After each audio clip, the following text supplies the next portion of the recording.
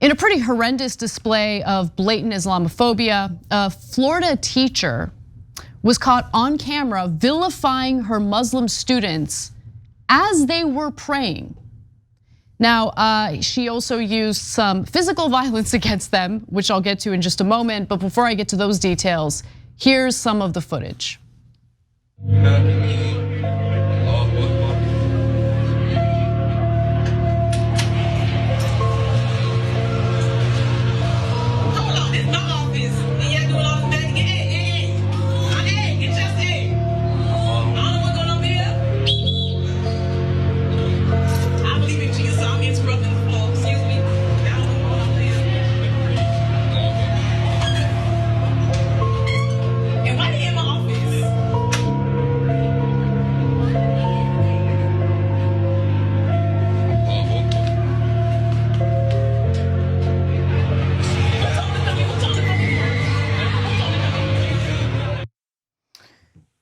Now, this took place at Franklin Academy, which is a charter school in Broward County and in Palm Beach, Florida.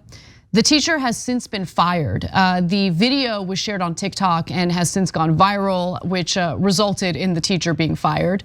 The school said this in a statement: "While we do not discuss personnel matters, we can share that the teacher in question is no longer a member of the Franklin Academy staff," which is well deserved considering the way she treated those students. Now, and by the way, let me just be clear about something.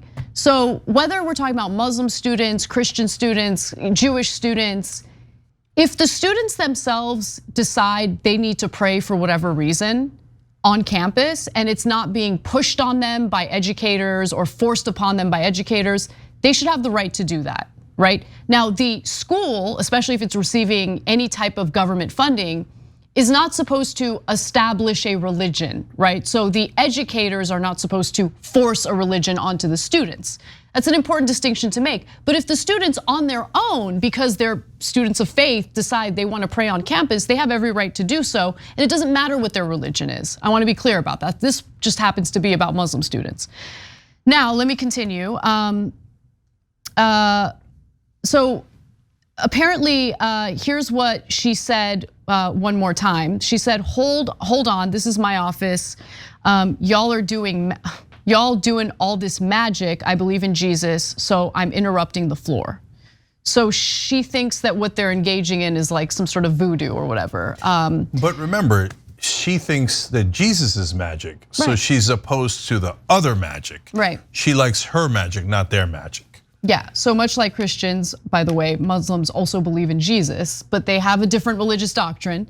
Also, the 5 daily Islamic prayers are very sacred for Muslims. I don't know if you know anything about this. I'm not educated on it. So, and once started, should not be disrupted by others or those praying themselves.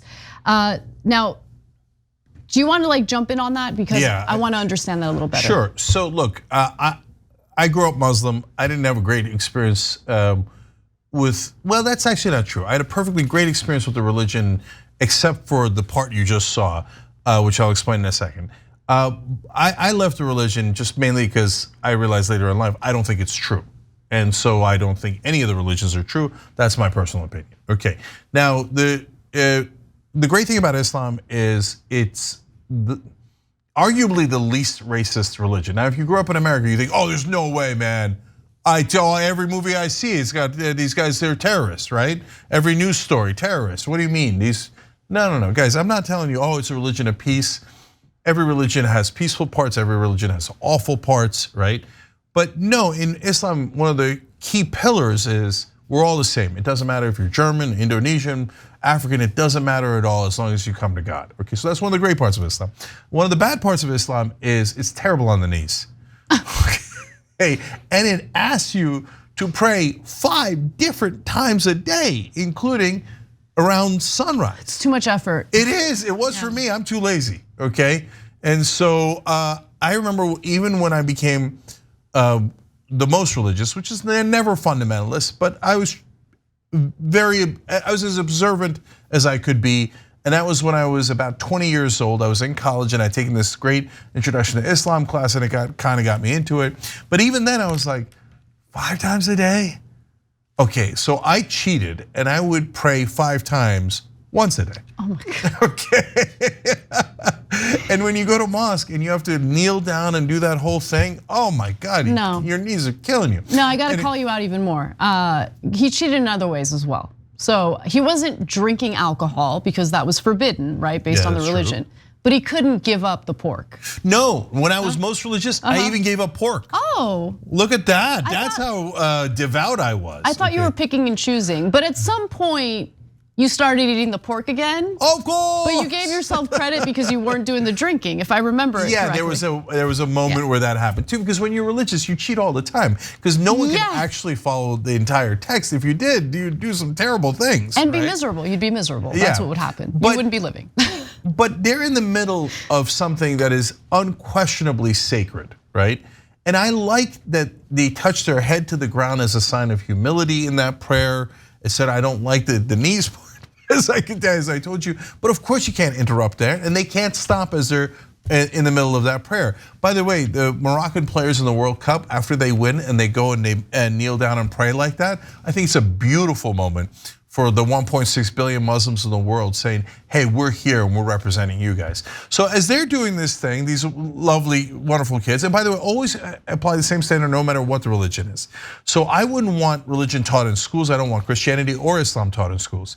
But if there were Christians that had opened up their Bible in a school, I would say, hey, we shouldn't teach that religion or any religion in school, but I wouldn't go knock the Bible out of their hands. Exactly. That's crazy. No, 100%. And look, I reflect back on some of our coverage of similar stories in the past, or some of the ways that we've talked about religion, and I think I'm just gonna speak for myself. Maybe I could have done a better job in differentiating between fundamentalist religion and the vast majority of religious people in this country who are lovely people who don't force their religion onto other people. You guys get the point.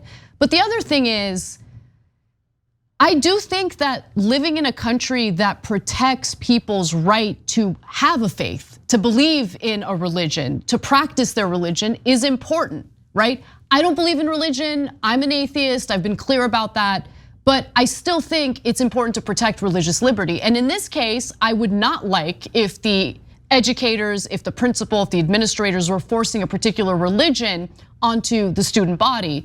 But that is not what happened here. You have Muslim students praying because they believe in their religion, and their religion requires them to pray 5 times a day. And that should be protected because that religious liberty is important. Yeah, and by the way, if you're a Christian, we're not supposed to mingle church and state, so you can't be taught Christianity in schools, because then you're teaching it to Jews, Muslims, etc., that don't believe in it. In public schools. In public schools. But guys, you're allowed to pray all you want. Trust me, before a math test, I prayed too. Okay, so that's not the issue. And by the way, you should be extra careful about the religious rights of minorities. Now you might say, oh, that's easy for you to say, you're a religious, or you were a religious minority here in America, and of course you'd want to protect Muslims' rights. But remember, I came from Turkey, where it's 99% Muslim. And there, I would be saying, be more careful about protecting the rights of Christians, Jews, etc., because you don't have to worry about protecting the rights of Muslims. It's a 99% Muslim country. They're gonna protect their own rights. Of course, you gotta worry about protecting the rights of the minorities. So in this case, at least the teacher was fired. And so there's a little bit of justice there. Thanks for watching The Young Turks, really appreciate it. Another way to show support is through YouTube memberships. You'll get to interact with us more. There's live chat emojis, badges. You've got emojis of me, Anna, John, JR. So those are super fun. But you also get playback of our exclusive member-only shows and specials right after they air. So all of that, all you gotta do is click that join button right underneath the video. Thank you.